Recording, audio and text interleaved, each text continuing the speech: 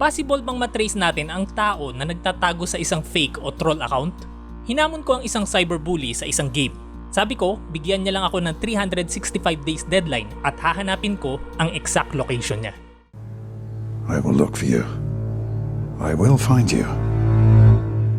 And of course, wala naman akong gagawing masama sa kanya. Meron lang ako mga gustong i-point out na lessons dito. Isa sa lesson ay gusto kong patunayan sa lahat ng makakapanood na itong video na ito na hindi sapat ang gumamit ka ng fake account para makatakas ka sa consequences ng pambabastos mo ng kung sino-sino online.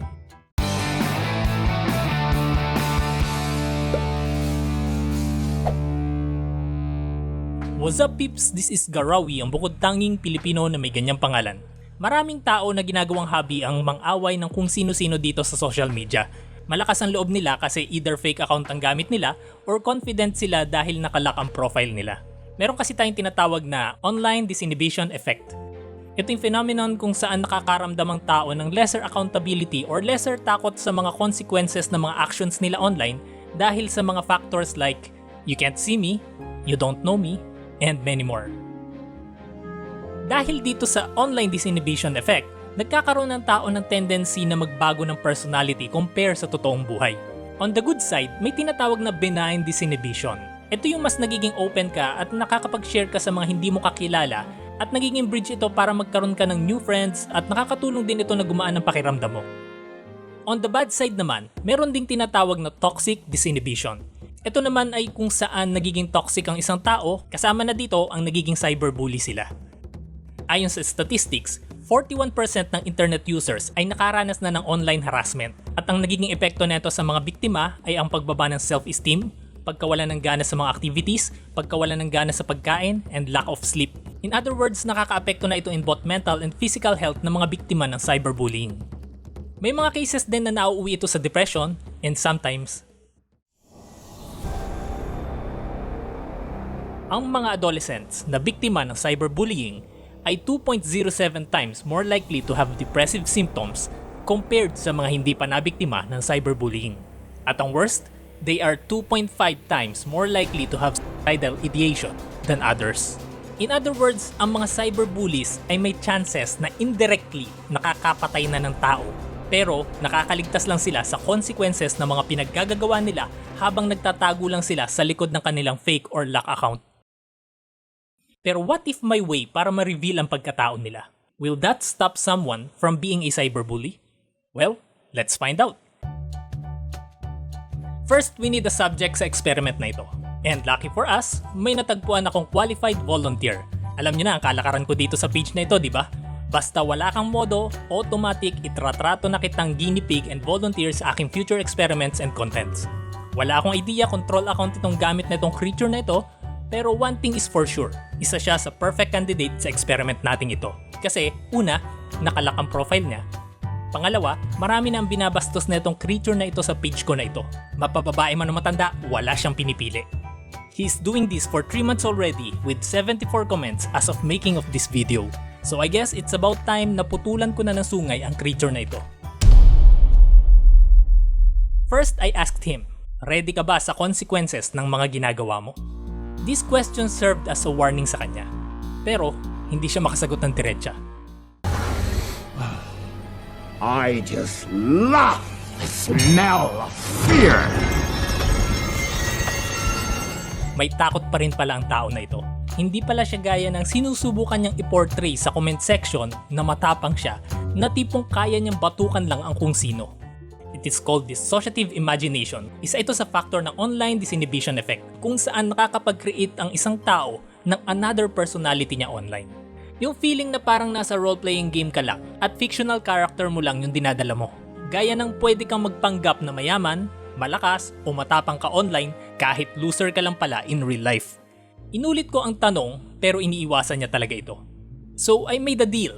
Nag-PM ako sa kanya ng offer. Sabi ko, kapag nahanap ko siya, bibigyan ko siya ng 5,000 pesos. And if I failed na hanapin siya within 365 days, 20,000 pesos. Pero, here's the catch. Kailangan, payagan niya akong gawin ang lahat ng alam kong method to find him. Kailangan ko ng permission niya para somehow, medyo safe ako sa legal consequences ng mga method na gagamitin ko. I gave him 3 options. 1, take the offer, at bilang partida, sasabihin ko sa kanya lahat ng gagawin ko ahead para may time siya to prepare. At kung gagamitin niya kako ang utak niya, makokontra niya ang mga gagawin ko kasi sasabihin ko muna sa kanya bago ko gawin. Number 2, if he decline the offer, he will still face the consequence of his actions sa paraan na gusto ko. Wala akong ibibigay na hints, wala rin siyang matatanggap. And number 3, simply apologize sa lahat ng binastos niya sa page na ito and we're done. Tapos ang usapan, titigilan ko na siya. Sa puntong ito, nagtatalo na ang fear and ego niya, which left him undecided. Kung matalino ka at di mo pa iirali ng ego mo, alam mo na syempre ang best choice. All I'm asking is an apology sa mga binastos niya sa page ko kahit hindi na sa akin. Pero unfortunately for Robert Miguel, mukhang napagkaitan ng talino o sadyang mas mahal lang niya talaga ang kanyang ego. Kasi ipinagpatuloy pa rin niya ang pambabastos ng mga tao dito sa page ko without accepting my offer. Nag-warning ulit ako sa kanya ng hindi lang isang beses, hindi lang 2 beses, kundi 7 more times in a span of 1 month. Kaso, nagmatigas pa rin siya, so I guess that's option number 2 then. So, let's begin! To make this game safe from legal issues, iniwasan kong gumamit ng mga hacking tools o kunin ang IP address niya. Magre-rely lang ako sa kanyang digital footprints na available publicly. First step is tiningnan kong maigi ang kanyang profile. Nakalagay ay 2009 pa ang profile niyang ito. Nakailang rounds na ng paglilinis ang Facebook ng mga fake account users. The fact na buhay pang account niyang ito, there's a high probability na real account ito. Kung for example, fake or troll account itong ginamit niya, ibang method na naman ang gagawin ko. Next, tinitigan kong maigi ang photo niya. And I squint my eyes hanggang maaninaw ko na ang itsura niya. Biro lang. Hindi ko na pwedeng i-share kung paano to kasi for sure maglilitawan ng mga stalkers. But this is actually basic. No hacking skills required. Kaya mga girls, ingat sa pagpo-post ng profile pic kasi kahit nakalaki ang profile nyo, pwedeng kunin niya ng kahit sino in high quality. Next, ginamitan ko ng reverse image search ang photo niya at wala akong nakitang similar. So most likely, real photo rin niya itong ginamit niya. Kasi pag kinuha mo lang yan somewhere online, malaking chance na makikita mo siya sa reverse image search. Pero puro hypothesis pa lang yan sa ngayon. We still need more confirmations later. One way to confirm, una, sinubukan kong sabihin sa kanya na alam ko na ang real name niya. Pero mukhang nervyoso talaga tong si Robert Miguel at biglang nagpalit ng name. Naging Korean bigla. Hindi niya alam na binabantayan ko ng profile niya sa any changes. Yun nga lang, he made a very, very big mistake. Kasi kung nag-stick na lang sana siya sa name na Robert Miguel, mahihirapan akong i-check ang digital footprints niya kasi sobrang dami ng Robert Miguel sa mundong ito. Kaya nga 365 days ang ibinigay kong deadline sa sarili ko kasi gagamit pa ako sana ng iba't ibang method pa. Pero dahil sa sobrang pagpapanik niya, aksidenteng pinadali niya ang trabaho ko. Masyadong unique yung pinili niyang name, kaya pag sinearch mo ngayon ito sa FB, lilitaw na lahat ng publicly available information about him. At dahil may idea na tayo sa itsura at name niya, simpleng matching game na lang ang larong ito. Makikita mo na ang mga friends and relatives niya na nagtag sa kanya at kitang-kita na ang pagmumukha niya. Kaya kung paano niya nilait ang itsura ng tao na to, pwede nang ibalik sa kanya. Bukod sa photos niya, makikita mo na ang trabaho niya, birthday niya, pati na rin lahat ng mga taong galit sa kanya at mga inaway niya online. Sobrang dami na ng binastos ng tao na to. Kung iisipin mong mabuti, mula sa ganeto kaliit na clue, marami na tayong na-unlock na other clues. So much more pag ganeto na kadami. Enough na mga clues na makikita ko dito para makuha ko ang lahat ng gusto kong malaman tungkol sa kanya, including his exact location. Ang kailangan ko lang gawin sana ay i-check lahat ng common places ng friends and relatives niya at ilang photos kung saan nagsama-sama sila, mga comments, konting process of deduction, and so on. Ang kaso, hindi ko na kailangan gawin yon. Kasi siya na mismo ang naglaglag sa sarili niyang location noong minsang may ibinebenta siya. Pero syempre, iwas doxing tayo kaya hindi ko pwedeng sabihin ang lahat na nakuha kong information so far. At syempre, although I already have his location, wala naman akong plan puntahan siya. Pero isipin nyo to, sobrang dami na ng inaway niya online. Kung may matsambahan siyang mas loko-loko sa akin na talagang papatulan siya, kayang-kaya na nung tao na yon na sirain ng buhay niya. As in literal. Kaya paulit-ulit ako nagwa-warning sa kanya kasi sa totoo lang naaawa din ako sa kanya kahit papano. Pero sa halip na gawin yung simpleng request ko na mag-apologize sa mga binastos niya sa page na ito, this is what he said instead. Since hindi na talaga tinatabla ng paalala ang creature na ito, kayo na lang mga peeps na nanonood ng video na ito ang paaalalahanan ko. Huwag gawing hobby ang mang-away ng kung sino-sino online. Dahil hindi sapat ang magtago ka sa fake or locked account para maprotektahan ka sa consequences. Now, you may be wondering, paano kung troll account talaga ang ginamit ni Robert? Paano kung hindi niya nilaglag ang sarili niya? Matetrace pa rin ba natin ang location niya? The answer is, yes. Pero mas complicated na ng konti at gagamit na tayo ng mga tools to help us. Siguro maghintay na lang tayo ng next volunteer for this experiment. Pero it is always easier and more advisable to simply report and block a fake account user dahil mismo ang FB ay gustong linisin na ang mga ganyan dito sa kanilang platform. Bakit ka pa magpapakahirap i-trace kung in just few clicks ay mabubura mo na yung account nila? Lahat tayo ay guilty sa online disinhibition effect. Nag-iiba tayo ng personality online, real or fake account man ang gamit mo. Kasi kahit yung mga small factors lang like hindi kita ng kausap mo yung facial expressions mo or yung may time ka na pag-isipan ang mga ire-reply mo, those things can already make you a bit different version of you from real life. In most cases, mas kumakapal talaga ang mukha natin online compare sa real life. Bakit hindi na lang natin gamitin yung kapal na mukha natin sa positive na paraan? It is always best to have multiple friends online than to have multiple enemies. Lalo na kung gaya ka ni Robert Miguel na naghahanap ng trabaho, mas madali kang makakahanap ng trabaho sana kung nagiging friendly ka sa iba. So ayun, mahaba na ang video na ito. Gawan ko na lang ng part 2, depende sa magiging result ng experiment na ito. Magbabago nga ba si Robert Miguel ngayong alam na niyang pwede nang maungkat ang buhay niya? Ano sa tingin niyo ang result ng experiment na ito? Ano sa tingin niyo ang gagawin niya ngayon? A. Magmamatapang pa rin sa comment section pretending na hindi siya affected? B. Magpapalit ulit ng pangalan? C.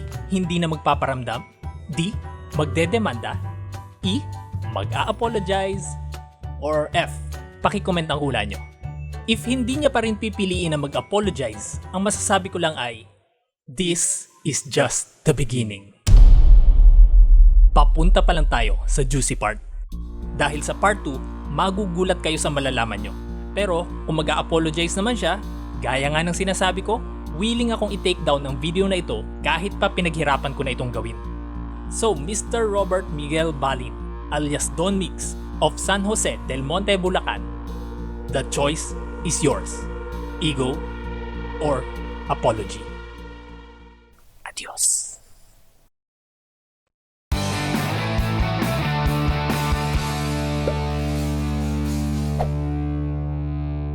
What's up peeps? This is Garawi, yung bukod tanging Pilipino na may ganyang pangalan. Quick update lang muna tayo sa ating ongoing cyberbully experiment. Yes, ongoing pa ito. Binabantayan ko ang bawat comment ng ating guinea pig. Magbabago nga ba si Robert Miguel ngayong alam na niyang pwede nang maungkat ang buhay niya? May good news at may bad news tayo. Sa bad news muna tayo. June 5 at 10:58 AM, pinost ko ang video na ito exposing him. At the same day, around 6:34 PM, nag-comment siya. Makikita mo sa kanyang comment na he is trying to pretend na hindi siya affected. Pero after 3 hours, binura niya ang comment niya na ito kasi dumami na ang umaway sa kanya at biglang nag-apologize na siya sa akin. In English. Then in Tagalog. Nag-PM pa siya sa akin begging for forgiveness. Sabi ko nga sa inyo, malambot ang puso ko sa mga humihingi ng tawad. Kaya lang hindi naman yun ang hinihiling ko eh. Ang sabi ko nga 'di ba, mag-apologize lang siya sa mga binastos niya dito sa page ko kahit hindi na sa akin. At yan ang bad news. Kasi halos 1 buwan na ang lumipas, pero ni isa sa mga binastos niya, wala pang natanggap na apology. Kung nag-iisip din lang sana itong guinea pig nating ito, mas pipiliin niyang mag-apologize agad para lang burahin ko yung video ko at masayang yung 1 buwan kong pinaghirapang research at video editing. Hindi niya hahayaang kumita ako dito. Kasi sabi ko nga 'di ba, buburahin ko ang video ko na yon kung nag-apologize lang sana siya sa mga binastos niya sa page ko. Kung mag-a-apologize naman siya, gaya nga ng sinasabi ko, willing akong i-take down ang video na ito kahit pa pinaghirapan ko na itong gawin. After 3 days, binura niya ang kanyang mga apology sa akin at tinag niya ang mga kaibigan niya. Siguro he is expecting na babakapan siya ng mga ito. Pero so far, hindi naman nanggulo ang mga kaibigan niya sa page ko. Mukhang hindi naman ata konsentidor ang mga kaibigan niya. Around 11:28 AM, shinare ko ulit ang video ko na yun sa page ko to test kung ano ang gagawin nila ng mga tropa niya. Nag-comment ulit siya, tinag ulit niya ang mga friends niya pero wala nang sinabi ang mga ito. At dito na nagsimula ang good news. Kasi mula noong in-expose ko siya at natanggal ng pagiging anonymous niya, mukhang nagbagong buhay na siya. As you can see, nakaraming post na ako dito sa page pero hindi na siya nagparamdam pa. Ang dami nang umaaway sa kanya sa comment section pero ni isa wala na siyang pinalagan. Nagtry siya nung una nung kapopost ko pa lang yung video na mag-reply pa rin sa iba just to pretend na okay lang siya. Pero as you can see, puro playing safe na ang mga reply niya. Walang halong pambabastos. Gaya nga ng sabi ko, binabantayan ko na ang bawat comment ng ating ginipig na ito. In fact, may copy pa ako ng mga old comments niya mula 9 years ago pa, kaya alam na alam ko na kung gaano kasipag mang-bully ang creature na ito. Pati nga mga kahinaan niya alam ko na rin. Tingnan nyo itong screenshot na ito. Ito yung huli niyang binuli few days bago ko ilabas ang first video ko sa kanya. As you can see, nananahimik yung tao, nagnenegosyo, binabastos niya. Ganon kasipag mang-bully ang creature na ito. Pero as of this moment, mula nung ma-expose siya, wala pa siyang bagong biktima ng cyberbullying kahit sa labas ng page ko. That means, maaaring tama ang ating teorya sa ating experiment na ito na kapag na-expose ang pagkatao niya, it will stop him from being a cyberbully. Pero subukan nating i-predict ang next move niya. Dahil nga mahal niya ang ego niya, madali na nating mahuhulaan ang mga possible niyang gawin. Here are my predictions. A. Magpaparamdam na ulit yan sa comment section para ipa-feel sa ating lahat na hindi siya affected. B. May ibubuli ulit siya para ipagpatuloy niya yung pagpapanggap niyang matapang siya at para patunayang mali ang theory ko. C. Itatag niya ulit ang mga tropa niya hoping na back-upan na siya ng mga ito. D. Magdedemanda. Or E. Mananahimik na ng tuluyan kasi nasabi ko na lahat ng mga pwede niyang gawin. Inalis ko na sa prediction ko yung mag-a-apologize pa siya. Malabo na yun. On second thought, aalisin ko na rin yung possibility na maitagpa niya yung mga kaibigan niya. Let's find out kung alin ang tatama sa mga predictions ko. Oh, and by the way, wala pa tayo doon sa sinasabi kong juicy part. Medyo sensitive na kasi ito. Inaaral ko pang maigi yung mga possible consequences sa pagitan naming dalawa. Just to give you an idea, nag-email na ako sa PNP Anti-Cybercrime Group at may reply na sila. Yan lang muna sa ngayon. Adios!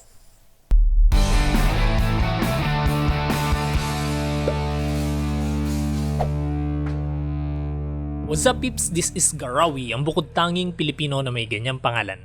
Sino ba itong si Robert Miguel? Si Robert Miguel ay isang cyberbully na tumambay dito sa aking page this year. By the way, para lang sa inyong kaalaman, ito at ito ay iisang tao lang. Magkakaibang araw ko lang nakuha ang screenshots ng mga yan. Nagpapalit-palit kasi siya ng profile photo at name nung malaman niyang seryoso ako sa paghahanap ko sa kanya. March 12, 2023. Una kong naka-encounter ang creature na ito nung nag-post ako about sa warning ko sa mga namimirata ng contents ko. Kasi bukod sa pinaghirapan ko yan, that is against the law. Copyright infringement, pinsan ng pagnanakaw. Lalo na monetized ang page ko, nakukuha ng mga nagre-re-upload yung supposed to be sahod ko sa pinaghirapan kong gawin na video. Karapatan ko yon. And to my surprise, may isang enabler na nagparamdam sa comment section, si Robert Miguel, kung saan indirectly sinasabi niyang ako ang dapat huminto sa paggawa ng content kung hindi ko daw kaya ang manakawan ng video. After that day, hindi na ako tinantanan ng creature na ito. Halos kada post ko may hate comment siya. And as usual, sinasakyan ko lang naman ng mga haters sa page ko kasi malaki ang tulong ng mga yan sa engagement ko. Ang kaso, napansin ko pati mga followers ko binabastos na niya. Masyado ng below the belt ang magsabi ka ng ganito, lalo na sa babae. So hindi na pwede to syempre. Kailangan ko ng tabasan ng sungay ang creature na ito. And that is when I decided na hanapin ang location niya. Pero saan nga ba nanggagaling ang hate ng creature na ito? Bakit sa kabila ng sinasabi niyang walang buhay ang vlog ko, nananatili pa rin siyang nakafollow sa page ko? Bakit nga ba binabastos niya ang mga followers ng page ko? Bakit ba parang obsessed sa akin ang creature na ito? Kasalukuyang umabot na siya ng more than 80 comments sa page ko in a span of just 3 months. So sinubukan kong baligtarin ang situation, ako naman ang nagpaka-obsess sa kanya. Inipon ko lahat ng comments niya sa page ko, including ilan sa mga comments niya mula 9 years ago pa, at pinag-aralan kong mabuti. After carefully examining every comments, I realized something. Iisa lang pala ang gusto niyang mangyari. At yan ay ang huminto na ako sa paggawa ng content.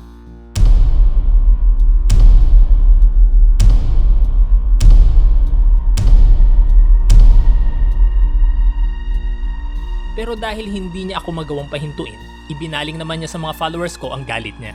This defense mechanism is called displacement.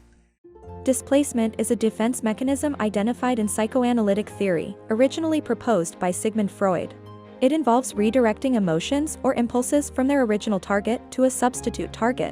O sa madaling salita, kung hindi mo kaya ang isang bagay, lumilipat yung galit mo sa iba na mas kinakaya mo. Like for example, napagalitan ka ng tatay mo, since hindi ka makasagot sa tatay mo, yung mas bata mong kapatid ang uupakan mo. Ganon din ang nangyayari sa ibang victim ng bullying. Since hindi sila makapalag sa nambubuli sa kanila, naghahanap na lang sila ng mas mahina na kaya nilang ibuli. Now, bakit sa tingin nyo gustong-gusto ni Robert Miguel na huminto na ako mag-content? Babalik tayo dito. Marahil may frustration siya sa buhay niya na hindi niya kayang abutin. Kaya instead na mag-focus pa siya sa kung paano niya iaangat ang sarili niya, naghahanap na lang siya ng hahatakin niya pababa. Ang ugaling ito ay kilala natin bilang crab mentality. So I tried to do further investigation, and just like what I expected, I found out na may YouTube channel siya. This channel is named Robert. Siyempre maraming Robert sa mundong ito, we need to confirm kung talaga bang kanya ito. So far, hindi siya nagpakita ng mukha sa channel niya. Pero upon checking, ang intro niya ay Miguel TV. Ang handle ng YouTube channel niya ay nag-match sa birthday niya. Nag-i-stream siya ng ML at ang ML account niya ay Don Miguel. At matatagpuan mo dito ang favorite word niya. At the same time, favorite hobby rin niya. So confirmed, channel niya talaga ito. Subukan nating okrayin, i-examine ang channel niya. March 29, 2019, he posted his first video. That was 4 years ago.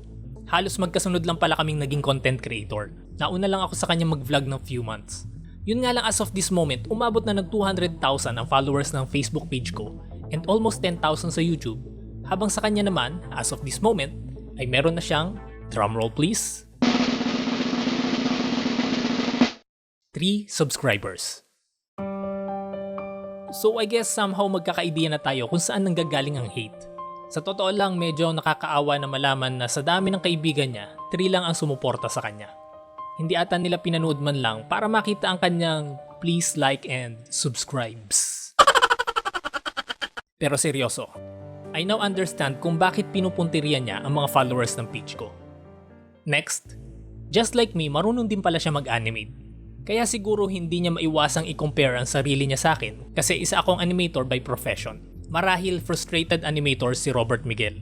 Baka nga mas magaling pa sana siyang animator kaysa sa akin kung ipinagpatuloy lang sana niya. Next, November 2, 2020 ang huli niyang video. Huminto na siya sa paggawa ng content. Year 2022. Ito na yung year na naging full-time cyberbully na siya. Mas nag-focus na lang siya sa pambabardagol online. Pumapasok pa siya sa mga groups para lang maghanap ng away. While at the same year, nakita ko na may post siya na naghahanap pala siya ng trabaho. Siguro ito na yung time na nakakaramdam na siya ng hopelessness sa buhay niya. Again, displacement. March 12, 2023, napadpad na siya sa page ko. Tinawag niya ang mga vlog ko na walang buhay. Well, let's see kung buhay na buhay ang vlogs niya. So, ipapakita ko sa inyo ngayon. Okay, so, tingnan nyo naman yung commission ko, di ba? Ngayon pa lang yan. Tingnan natin yung last month. Ayoko na mag-comment about it. Pero honestly, ganyan din ako magsalita dati. Ang pinagkaiba lang namin, hindi ko lalaitin ang ibang gaya kong magsalita para lang ma-feel ko na mas angat ako sa iba. Now, ready na ba kayo sa juicy part? April 21, 2023. Biglang bumalik siya sa paggawa ng content. Yun nga lang, hindi na para mag-ML o mag-vlog, kundi para mag-promote ng sugal. Naging agent na siya ng isang betting app. Nag-attempt pa siya mag-promote na ito sa video ko. Bad Robert Miguel. Pero okay lang naman siguro, no? Gawain din naman niya ng ibang content creator. Pero I tried to check the link and found out na this website is claiming to be Pagcor licensed. So to check kung legit, I emailed Pagcor. Nag-reply naman agad ang Pagcor just to find out na isa pala itong scam. Very bad, Robert Miguel. Very bad. Ibinigay ko sa Pagcor lahat ng details na kailangan nilang malaman. And they said ifo-forward na nila ito sa appropriate government agency for proper action. And in less than 2 weeks, na-shutdown agad nila ang website na ito.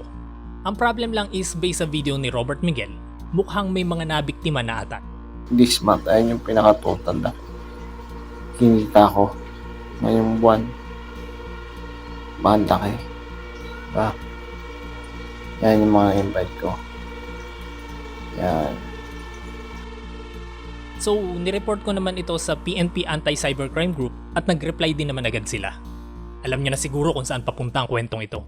Kaya lang, hanggang dito na lang ang pakikialam ko. Kasi I was advised to stay away from this issue na at ipagkatiwala ko na lang daw ito sa otoridad. Wala rin daw akong karapatang magdemanda kasi hindi ako ang biktima. Pero kung isa kayo sa nabiktima ng website na ito, maaari kayo mag-report sa PNP. Karapatan nyo yan. So I guess dito na magtatapos ang lahat. Magkaroon man ito ng part 4, siguro update na lang kung may nagsampa na ba ng kaso. Pero kung wala, baka last video na natin ito sa kanya. Unless may gagawin na namang kababalagan ang creature na ito. Sa ngayon, nananahimik pa siya, nagpalit lang siya ng profile photo at ibinalik niya ang dati niyang name kasi kinapahamak niya last time yung huli niyang name. Napansin ko ring unti-unti niyang pinagbububura ang mga comments niya sa page ko. Mukhang tinatry niyang maglinis ng ebidensya. As if naman wala akong screenshots ng mga to. So yun lang, ipipredict pa ba natin ulit ang next niyang gagawin? Hindi na niya kaya magtapang-tapangan pa kasi doon pa lang sa pagpapalit niya ng name ay lumabas na ang kanyang kaduwagan. Marahil na-realize din niya ngayon na tuwing magpapalit siya ng pangalan ay i-announce ko lang ulit ang bago niyang identity. Good luck sa kanya kung magdedemanda siya ngayong alam na natin ang kanyang ginawa. For sure hindi niya kaya to. So I guess, wala na siyang ibang choice. Hihilahin ka nila ng pababa hanggang mahulog ka sa kanilang dura. Umahon ka papalayo sa di nila abot. Hayaan mo sila bang nakatingala sa'yo. Tong tong tong tong pakitong kitong itim na talang ka sa timba. Hindi ka makakawala kasi hihilahin ka nila pababa ng pababa, babala. Kung wala kang magawa, wala ka nang tama, bastos pa magsalita. Kung manghihila pababa, wag mong hilahin ang iyong kapwa. Ang ibaba mo ay ang ego mo, hinubog mo pa sa lupa. Kumusta buhay pa ba, mukhang nananahimik ka? Di ba gusto mo to, congrats, sikat ka na. Sa halip na gamitin ang isip, ang ginamit ay yung sipit. Edi ikaw ngayon na naipit sa iyo. Pag pupumiling ang ngayon ang iyong feeling na pwede ka palang gamitin at tapakan paakyat. At hindi pa yan sapat, dahil pag ako'y gutumin, ikay aking lulutuin. Mamaya pritong talangka na ang aking uunarin.